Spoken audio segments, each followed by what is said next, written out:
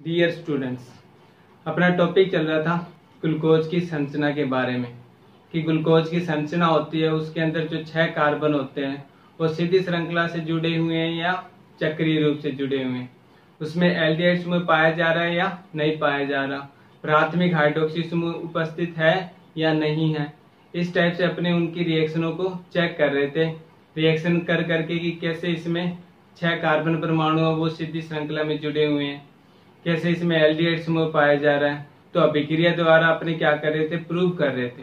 तो उसके अंदर अपनों ने फर्स्ट देख लिया था, कौन सा टॉपिक देखा था फर्स्ट, तो फर्स्ट अपनों ने अपचयन का देखा था। अपचयन के अंदर क्या था, अपचयन के अंदर 2 रिएक्शनें करवाई थी अपनों ने ग्लूकोज की। एक ग्लूकोज की रिएक्शन करवाई थी किसके साथ में, तो लाल फास्फोरस के साथ में या फिर HI के साथ में। तो बन क्या रहा था, हेक्सेन बन रहा था या 2-आइडो हेक्सेन बन रहा था, आइडो हेक्सेन बन रहा था। सेकंड रिएक्शन कराई थी अपनों ने किसके साथ, ग्लूकोज की, मतलब अपचयन करा रहे हैं।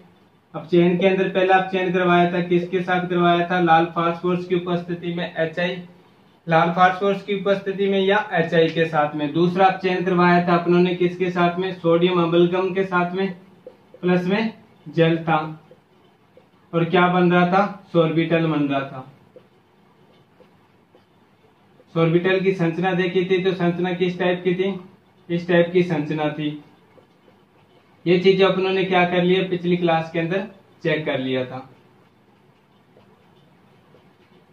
इससे तो ये सिद्ध हो रहा था कि ग्लूकोज के अंदर क्या है, 6 कार्बन परमाणु एक सीधी श्रृंखला में जुड़े हुए हैं। जबकि इसमें क्या सिद्ध हो रहा था, इसमें यह सिद्ध हो रहा था कि ग्लूकोज के अंदर एक एल्डिहाइड समूह क्या होता है, पाया जाता है। ये 2 रिएक्शन अपनों ने अपचयन में देख ली थी। डायरेक्ट आपसे क्वेश्चन पूछेगा कि ग्लूकोज के अपचयन से क्या होता है, तो आप लिख सकते हो कि हेक्सेन में 2-आइडो हेक्सेन बनता है। रिएक्शन दिखाओगे और उसके नीचे जो नामकरण है, मतलब जिस सूत्र का नाम उसका नाम लिख दोगे। उसी प्रकार से पूछेगा कि ग्लूकोज को जब सोडियम अम्लगम व जल की उपस्थिति में अपचयित किया जाता है तो क्या बनता है, सूत्र व नाम दीजिए। तो ये बनता है और इसका नाम क्या होता है, सोर्बिटल होता है। बस करना कुछ नहीं है, ग्लूकोज में जहां पर एल्डिहाइड समूह था वहां पर अपने को क्या समूह, किस समूह में प्रेजेंट कर दिखा देना है, हाइड्रोक्सी समूह में दिखा देना है। मतलब एल्डिहाइड समूह को अपचयित कर देना है किसमें, हाइड्रोक्सी समूह में। उसके बाद में सेकंड रिएक्शन आती है इसकी अपचयन, ऑक्सीकरण की। सेकंड रिएक्शन कौन सी आती है, तो ऑक्सीकरण की आएगी। ऑक्सीकरण में क्या होगा, सेकेंड रिएक्शन ग्लूकोज की क्या करना है, अपने ग्लूकोज का ऑक्सीकरण करना है, ऑक्सीकरण करना है। तो फर्स्ट जब ग्लूकोज का ऑक्सीकरण करेंगे, अपने ग्लूकोज का सूत्र यही होता है,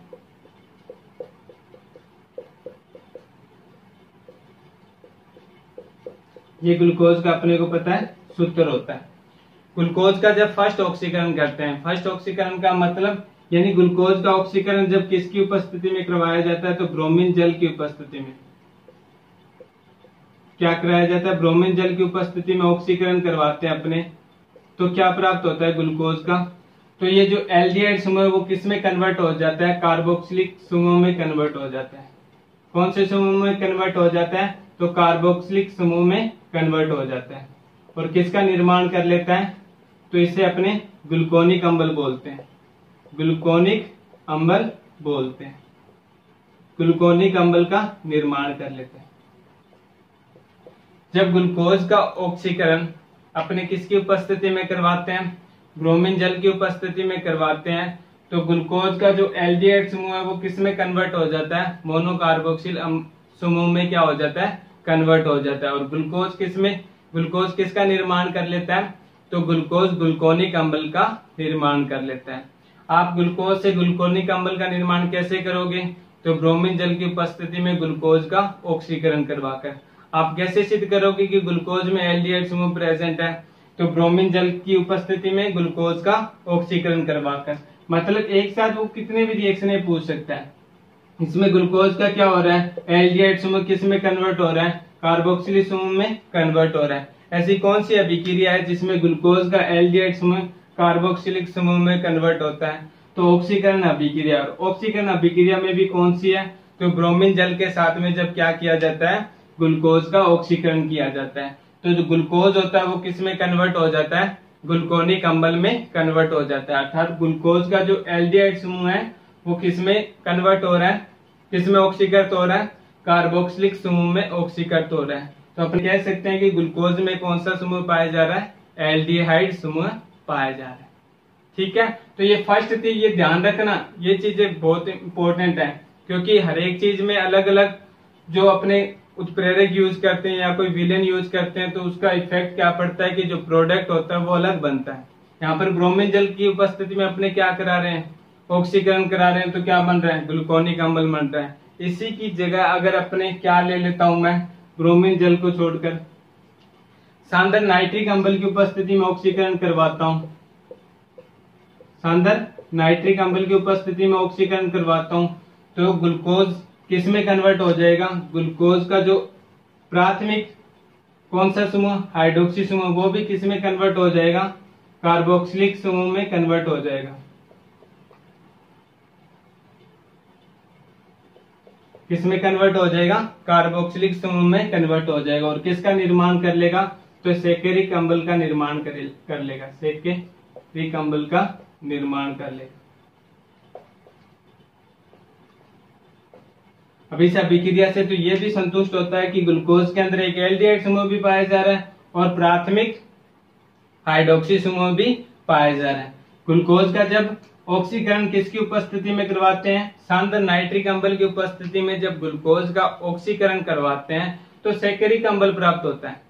कौन सा अम्ल प्राप्त होता है, सैकरिक अम्ल प्राप्त होता है। इसके अंदर क्या हो जाता है, ग्लूकोज का जो एल्डिहाइड समूह है वो तो होता ही होता है कार्बोक्सिलिक समूह में कन्वर्ट, इसका जो प्राथमिक हाइड्रोक्सी समूह है वो भी किस में कन्वर्ट हो जाता है, कार्बोक्सिलिक समूह में कन्वर्ट हो जाता है। अर्थात ये डाई कार्बोक्सिलिक अम्ल का निर्माण कर लेता है। इसे अपने क्या बोल सकते हैं, डाई कार्बोक्सिलिक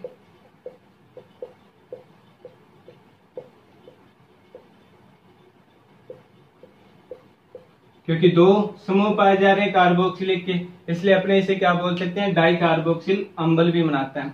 ग्लूकोज की ऐसी कौन सी अभिक्रिया है जिसमें ग्लूकोज डाई कार्बोक्सिल अम्ल का निर्माण करता है, तो ग्लूकोज का जब ऑक्सीकरण किया जाता है किसकी उपस्थिति में, सांद्र नाइट्रिक अम्ल की उपस्थिति में, तो ग्लूकोज कौन सी अभिक्रिया देता है, ग्लूकोज डाई कार्बोक्सिल अम्ल का निर्माण करता है।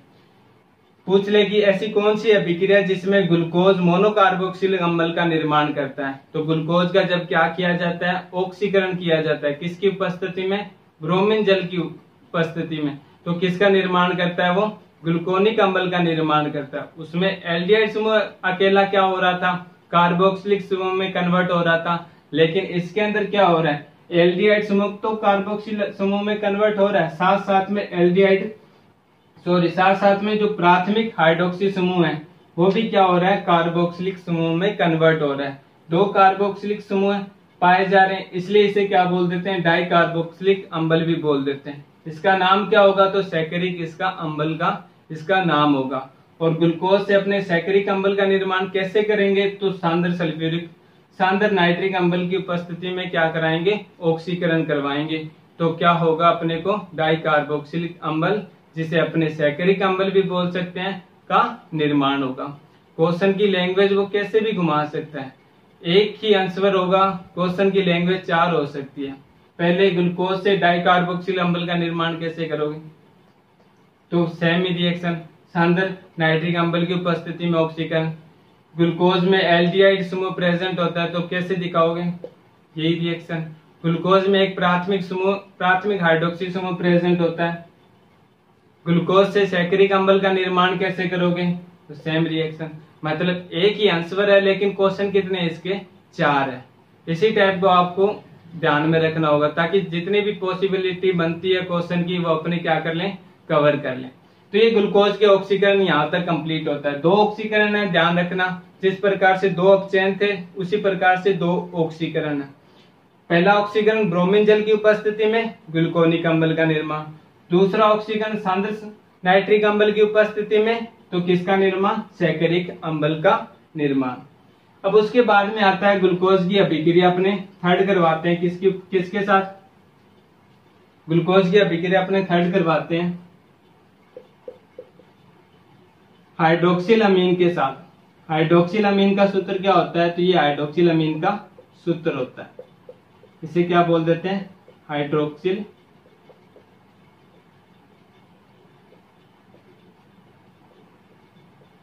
हाइड्रोक्सिल अमीन के साथ में क्या करानी है? अभिक्रिया करवानी है ग्लूकोज की। तो ये भी यही सिद्ध करेगा कि ग्लूकोज में कौन सा समूह पाया जाता है? एल्डिहाइड समूह पाया जाता है। एल्डिहाइड समूह पाया जाता है। ये सारी जो रिएक्शन है, बस ग्लूकोज की जो फर्स्ट जो अपचयन वाली रिएक्शन है अपने देखी थी कौन सी? जो लाल फास्फोरस और किसके साथ? HI के साथ करवाते हैं। वो एकमात्र अभिक्रिया है जो ग्लूकोज में ये सिद्ध करती है कि 6 कार्बन एक सीधी श्रृंखला में जुड़े हैं। उसके बाद में जो जितनी भी रिएक्शनें देख रहे हैं अपने, वो सारी रिएक्शनें यही दिखा रही है कि ग्लूकोज में क्या पाया जा रहा है? एल्डिहाइड समूह पाया जा रहा है। अब इसमें क्या होगा कि जब ग्लूकोज की अभिक्रिया करवाएंगे अपने किसके साथ में? हाइड्रोक्सिल अमीन के साथ में अभिक्रिया करवाएंगे। एक सिंपल रिएक्शन के रूप में दिखा देता हूं, क्योंकि ये अपने को पता है कि आसानी से अपने क्या कर सकते हैं, इसे निकाल सकते हैं। तो यहां से क्या हो जाएगा? O निष्कासित हो जाएगा। यहां से क्या हो जाएगा? H2O निष्कासित हो जाएगा। सॉरी, H2 निष्कासित हो जाएगा। यहाँ से O निष्कासित हो रहा है, यहाँ से H2 निष्कासित हो रहा है। मतलब निकलेगा क्या? जल का एक अणु निकल जाएगा। और बनेगा क्या? मेन चीज है कि बनेगा क्या? तो अपने चेक करेंगे। यहाँ से अपने ने क्या किया? ऑक्सीजन निकाला है। तो इसे ऐसे दिखा सकता हूं मैं, डबल बॉन्डिंग NOH, उसके बाद में सेम सूत्र लिख देता हूं CH डबल OH की ट्वाइस कितनी? 4 CH2OH। इसे क्या बोल देंगे अपने? ऑक्सिम बोल देंगे। ग्लूकोज है, ग्लूकोज का सूत्र चल रहा है, तो इसे क्या बोल देंगे? ग्लूकोज ऑक्सिम बोल देते हैं। ग्लूकोज ऑक्सिम बोल देते हैं इसे। क्वेश्चन कैसे पूछेगा? हाइड्रोक्सिल अमीन के साथ अभिक्रिया कराने पर ग्लूकोज किसका निर्माण करता है? या फिर ग्लूकोज से ऑक्सिम का निर्माण कैसे करोगे? ऐसी कौन सी अभिक्रिया है जिसमें ग्लूकोज ऑक्सिम का निर्माण करता है? या ग्लूकोज किस के साथ अभिक्रिया करके ऑक्सिम का निर्माण करता है? तो करना कुछ नहीं है, आपको बस माइंड में इतना रखना है कि हाइड्रोक्सिल अमीन होगा। हाइड्रोक्सिल अमीन के साथ में अगर ग्लूकोज की अभिक्रिया करवाई जाती है तो ऑक्सिम बनता है। ग्लूकोज इसके साथ में है, क्योंकि ग्लूकोज की संरचना चल रही है, इसलिए ग्लूकोज ऑक्सिम इसे बोल सकते हैं अपने। डायरेक्ट अगर आप ऑक्सिम लिखते हो तो भी कोई प्रॉब्लम नहीं है, ग्लूकोज ऑक्सिम लिखते हो तो भी कोई प्रॉब्लम नहीं है। तो इसमें होगा क्या? अपनों को पता है कि हाइड्रोक्सिल अमीन का सूत्र क्या होता है? NH2OH होता है। तो नाइट्रोजन के साथ में जो 2 हाइड्रोजन जुड़े हुए हैं, वो ऑक्सीजन जो एल्डिहाइड समूह है कौन किसका? ग्लूकोज का। उस एल्डिहाइड समूह का क्या कर लेंगे? O के साथ अभिक्रिया करके जल के एक अणु को निष्कासित कर देंगे और सभी क्या हो जाएंगे? उसके साथ जुड़ जाएंगे और किसका निर्माण कर लेंगे?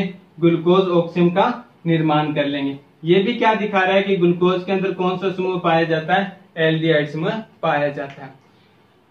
एक टाइप से तो आपकी 2 टाइप की रिएक्शन कंप्लीट हो सकती है। पहले आपके माइंड में तो ये कंप्लीट हो सकता है कि इसमें कौन सा समूह पाया जा रहा है? एल्डिहाइड समूह पाया जा रहा है। कैसे सिद्ध करेंगे?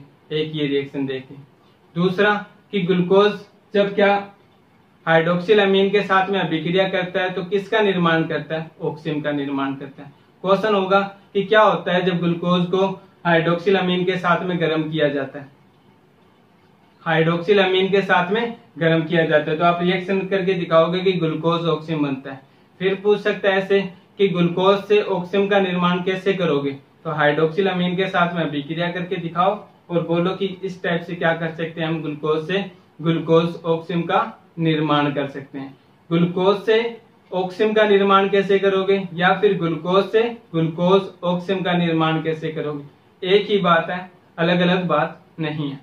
ठीक है, तो ये ग्लूकोज की अभिक्रिया थी किसके साथ? हाइड्रोक्सिल अमीन के साथ। ये भी क्या सिद्ध करिए कि ग्लूकोज में कौन सा समूह पाया जाता है? एल्डिहाइड समूह पाया जाता है।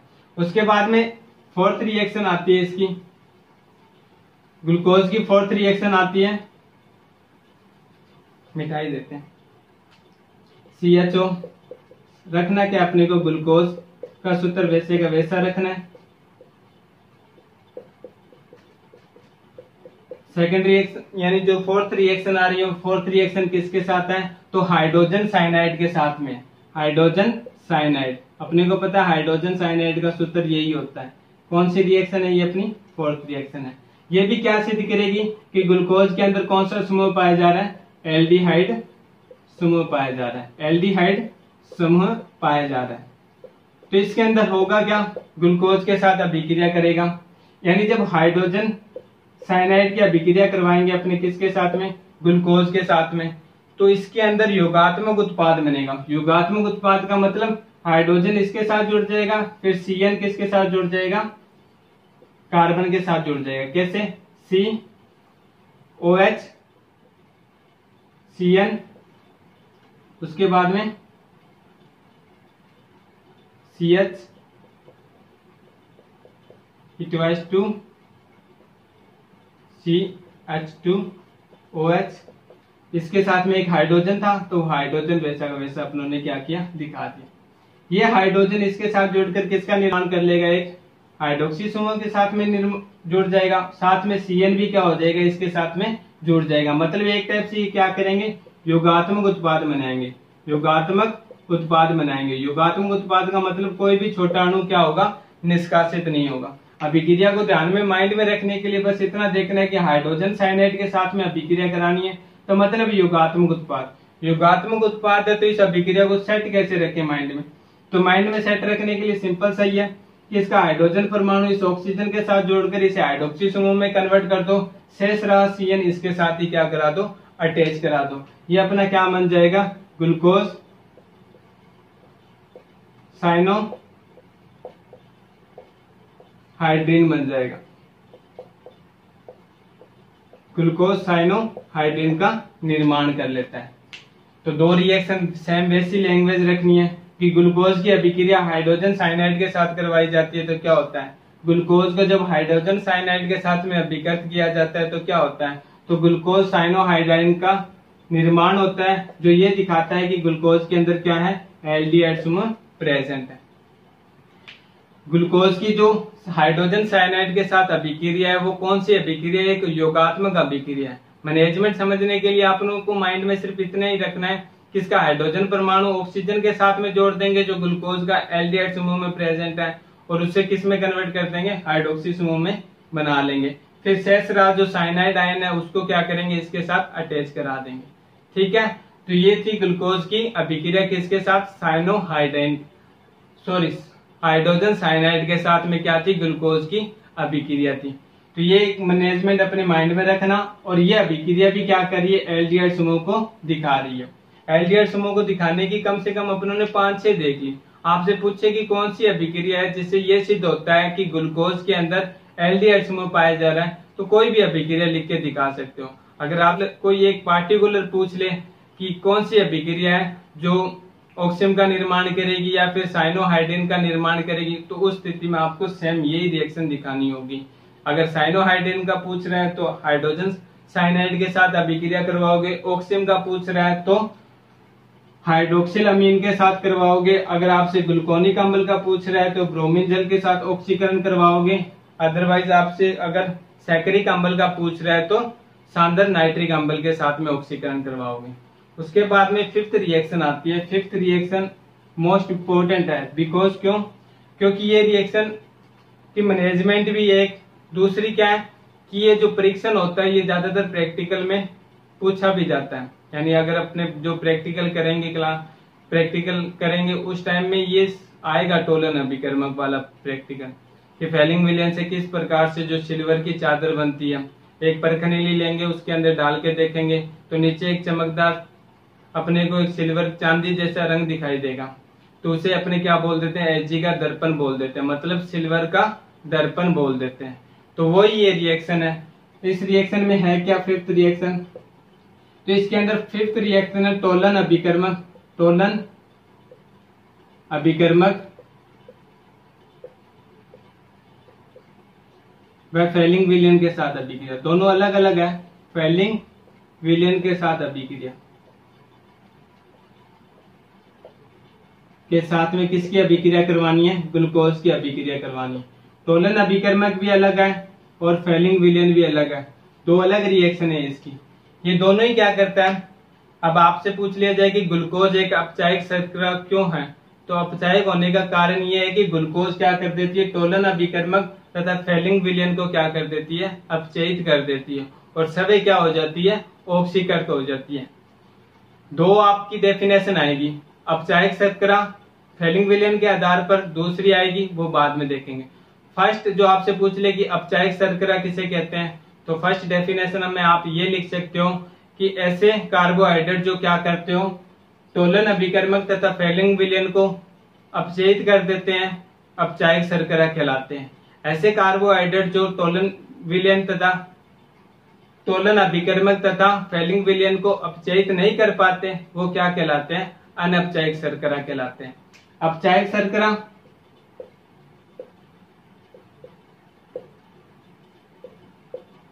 अपचायक शर्करा मतलब क्या होगा, ये तोलन विलयन और फेलिंग विलयन को क्या कर देते हैं, अपचयित कर देते हैं। और अनपचायक शर्करा किसे बोलेंगे,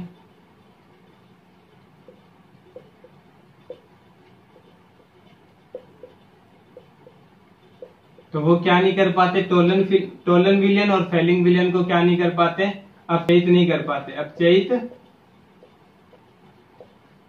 नहीं कर पाते। ये आपको डेफिनेशन देनी होगी।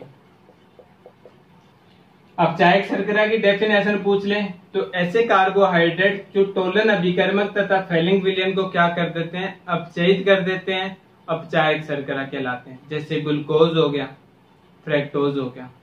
फिर ऐसे कार्बोहाइड्रेट जो क्या नहीं कर पाते, तोलन अभिकर्मक तथा फेलिंग विलयन को अपचयित नहीं कर पाते, अनपचायक शर्करा कहलाते हैं। जैसे स्टार्च हो गया, सुक्रोज हो गया, ये सारे क्या होंगे, अनपचायक शर्करा हो जाएंगे। अपचायक और अनपचायक शर्करा की डेफिनेशन तोलन विलयन, तोलन अभिकर्मक और फेलिंग विलयन के आधार पर आपको क्या होगी, देनी होगी। जो इनको अपचयित कर देते हैं वो अपचायक शर्करा, जो नहीं कर पाते वो अनपचायक शर्करा होगी। ठीक है, तो इसके बाद भी अपने रिएक्शन देख रहे थे, किसकी, ग्लूकोज की देख रहे थे कि ग्लूकोज अगर अपचायक शर्करा है तो वो क्या करेगा, तोलन अभिकर्मक और फेलिंग विलयन को अपचयित करेगा और सवे क्या हो जाएगा, ऑक्सीकृत हो जाएगा। किसके अंदर, ग्लूकोनिक अम्ल में ऑक्सीकृत हो जाएगा। एक सिंपल सी रिएक्शन आपको दिखा देता हूं, CHO CH2 CHO की 4 CH2OH, ये ग्लूकोज का अपने को पता है सूत्र है। तो एक बार जो अपने पहले जो बुक्स आती थी उसके अंदर जो यूज किया जाता था तोलन अभिकर्मक, वो ये होता था, सिल्वर ऑक्साइड को क्या बोल देते थे, तोलन अभिकर्मक बोल देते हैं। यानी डाई सिल्वर ऑक्साइड क्या होता था, तोलन अभिकर्मक होता था।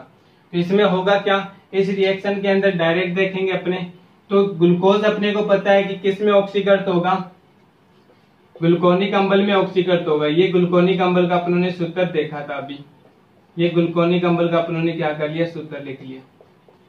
और प्लस में बनेगा क्या, तो प्लस में 2 Ag निकल जाएंगे। ये Ag क्या होता है, जो अपने परखनली लेंगे उस परखनली में ये Ag क्या हो जाएगा, इस पेंदे में जमा हो जाएगा। और कौन से रंग का होगा, तो सिल्वर रंग का होगा। सिल्वर तो है ही है, इसलिए सिल्वर रंग का ही होगा, इसलिए इसे क्या बोल देंगे, एक चमकदार परत बनाता है, चमकदार परत बनाता है, चमकदार परत बनाता है। या इसे बोल सकते हैं कि दर्पण परत का निर्माण करता है, ये दर्पण परत का निर्माण करता है। जब क्या किया जाता है, ग्लूकोज को तोलन अभिकर्मक के साथ में अभिकृत किया जाता है, तो ग्लूकोज खुद तो किस में कन्वर्ट हो जाता है, ग्लूकोनिक अम्ल में कन्वर्ट हो जाता है, ग्लूकोनिक अम्ल में कन्वर्ट हो जाता है। और जो सिल्वर ऑक्साइड था उसे किस में ऑक्सीकृत कर देता है, सिल्वर में ऑक्सीकृत कर देता है। यानी जो अपने प्रैक्टिकल में देखेंगे, यानी प्रैक्टिकल करेंगे तो ये चीज दिखाई देगी। इसके अंदर पेंदे पर क्या हो जाएगा, एक सिल्वर चांदी जैसी अपने को परत दिखाई देने लग जाएगी, तो अपने को पता चल जाएगा कि ये ग्लूकोज है।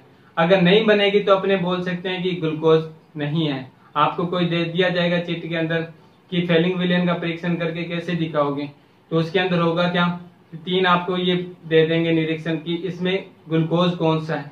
तो उसके बाद में आप कैसे चेक करोगे, उनको थोड़ी थोड़ी मात्रा में डाल के देखोगे। अगर नीचे सिल्वर जैसी चांदी बन रही है तो वो ग्लूकोज है, अगर नहीं बन रही तो वो ग्लूकोज नहीं है, अन्य कोई कार्बोहाइड्रेट है। तो ऐसे क्या किया जाता है, इसका परीक्षण किया जाता है। लेकिन प्रॉब्लम ये है कि अब ये अपनी बुक के अंदर दे नहीं रखा। अपनी बुक के अंदर एक दूसरा तोलन अभिकर्मक दे रखा है जिसे अमोनिकल सिल्वर नाइट्रेट के विलयन से क्या किया जाता है, बनाया जाता है। कैसे बनाएंगे तो वो देखते हैं। पहले अपने अमोनिकल सिल्वर नाइट्रेट वाली अपने को अभिक्रिया देनी, ये तो तब जो पुराने बुक्स के अंदर चली आ रही थी वो रिएक्शनें दिखाई है। जो अपनी बुक्स के अंदर रिएक्शन है उसको अपने अच्छे से देखते हैं कि अमोनिकल सिल्वर नाइट्रेट से तोलन अभिकर्मक कैसे बनाएगा। अमोनिकल सिल्वर नाइट्रेट मतलब सिल्वर नाइट्रेट की अभिक्रिया क्या करेंगे अपने, अगर अमोनिया हाइड्रोक्साइड के साथ में करवाएंगे तो किसका निर्माण होगा, first of all HgO plus में अमोनिया नाइट्रेट का निर्माण हो जाएगा। किया कुछ नहीं है, मैंने प्रतिस्थापन किया है, इसको इसकी जगह पर लेके आया और इसको इस जगह पर लेके, अर्थात जो नाइट्रेट समूह था उसको अमोनिया के साथ ऐड कर दिया, जो हाइड्रोक्सी समूह था उसे Hg के साथ ऐड कर दिया। ये सिल्वर हाइड्रोक्साइड बन गया और ये अपना क्या बन गया, अमोनिया नाइट्रेट बन गया। अब उसके बाद में होता क्या है कि अमोनिया हाइड्रोक्साइड है जो अपना, वो अधिक मात्रा में क्या होता है, विलयन में प्रेजेंट होता है। वो क्या कर लेता है, इस AOH के साथ में अभिक्रिया करता है और किस में कन्वर्ट हो जाता है, HgNH3 टू OH प्लस में क्या निकाल देता है, जल का अणु निकाल देता है। इसे क्या बोलेंगे अपने, तोलन अभिकर्मक बोलेंगे। इसे अपने क्या बोलेंगे, तोलन अभिकर्मक बोलेंगे। तोलन अभिकर्मक बोलेंगे। फिलहाल अपने को तोलन अभिकर्मक ये लिखना होगा। अगर आपसे पूछ लिया जाए कि तोलन अभिकर्मक को कैसे निर्माण करोगे, तो अमोनिकल सिल्वर नाइट्रेट के विलयन से अपने क्या कर सकते हैं, तोलन अभिकर्मक का निर्माण कर सकते हैं। कैसे, तो इसके अंदर होगा क्या कि सिल्वर नाइट्रेट की अभिक्रिया करवाएंगे किसके साथ में, अमोनिया हाइड्रोक्साइड के साथ में। करेंगे कुछ नहीं, बस प्रतिस्थापन करेंगे। नाइट्रेट समूह को कहां पर ले जाएंगे, अमोनिया के साथ ले जाएंगे और OH समूह को कहां पर ले आएंगे, सिल्वर के पास ले आएंगे। यानी यहाँ पर बन क्या जाएगा, सिल्वर हाइड्रोक्साइड बन जाएगा प्लस में क्या बन जाएगा, अमोनिया नाइट्रेट बन जाएगा। फिर ये जो सिल्वर हाइड्रोक्साइड है वो अमोनिया हाइड्रोक्साइड के साथ में अभिक्रिया करके किसका निर्माण कर लेगा, तोलन अभिकर्मक का निर्माण कर लेगा, प्लस में क्या निकाल देगा, जल का अणु निकाल देगा। तोलन अभिकर्मक का आपको सूत्र पूछ लिया जाए तो ये दोनों लिखोगे आप इस टाइप से, ऑब्लिक लगा के Ag2 भी लिख सकते हो। ये दोनों क्या होते हैं, तोलन अभिकर्मक के सूत्र होते हैं। जब अभिक्रिया संतुलित करते हैं ना तो ये आगे होता क्या, खुद ही टूट जाता है। कैसे टूटता है, ये H2O प्लस में 4NH3 प्लस में H2O जल का अणु, इस टाइप से ये खुद ही क्या हो जाता है, टूट जाता है। लेकिन अपने को क्या करना है, अपने को डायरेक्ट ये लिख के दिखा देंगे तो फिर क्या हो जाएगा, याद ही तो रखना है थोड़ा सा। ये क्या हो जाता है, बाद में टूट जाता है, लेकिन अपने को अभिक्रिया में ये यूज करना है। अमोनिकल सिल्वर नाइट्रेट से जो तोलन अभिकर्मक बन रहा है वही अपने को क्या करना है, अभिक्रिया में यूज करके दिखाना है। हाँ, हालांकि रिएक्शन भी सेम ही होगी। रिएक्शन के अंदर लास्ट के अंदर ये ऐसे ही टूटेगा। कैसे, जैसे अपने ग्लूकोज की अभिक्रिया करवा रहे हैं किसके साथ में, तोलन अभिकर्मक के साथ में अभिक्रिया करवानी है ग्लूकोज की। ये ग्लूकोज था अपना,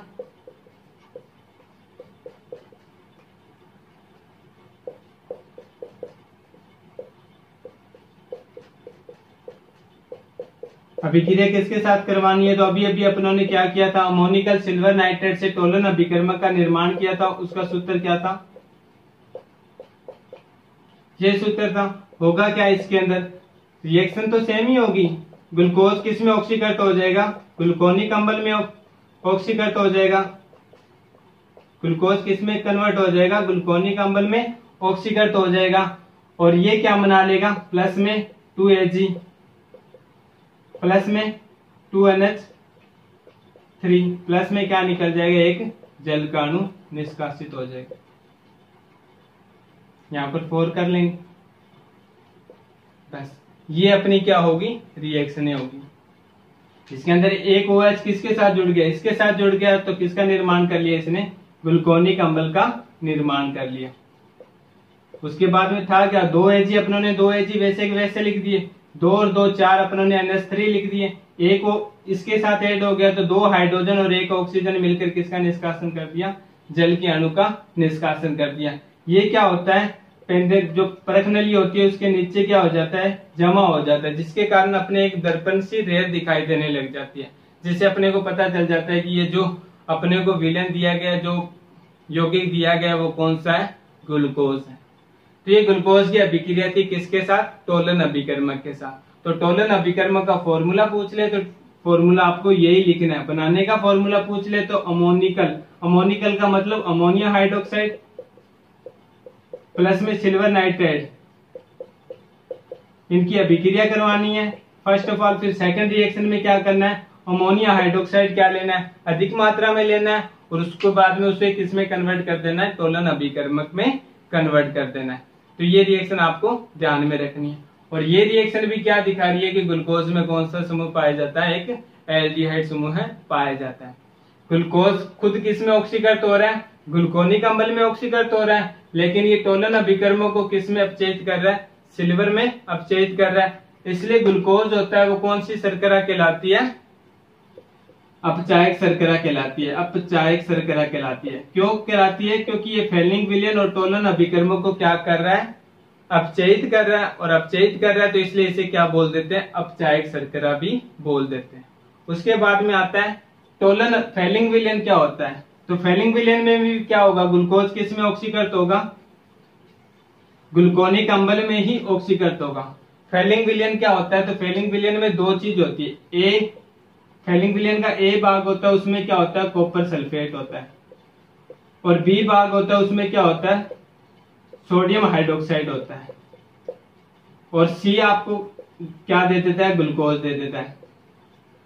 और फिर कहता है कि चेक करो कि ये ग्लूकोज है, डी आपको क्या दे देता है, कोई स्टार्च दे देता है, और पूछ लेता है कि इस टाइप के परीक्षण दे दिया और बताओ कि इसके अंदर कौन सा पाया जाता है, समूह पाया जाता है। ये प्रैक्टिकल की बात है, लेकिन ग्लूकोज अपने को पता है कि जो टोलन जो फैलिंग विलयन है, फैलिंग विलयन इनसे बनेगा, मतलब इन दोनों की क्या की जाती है, समान मात्रा में मिलाया जाता है। मिलाया जाता है तो ये अभिक्रिया करके किसका निर्माण कर लेते हैं, कॉपर सल्फेट की अभिक्रिया अगर मैं 2 सोडियम हाइड्रोक्साइड के साथ करवाता हूं तो क्या बनेगा,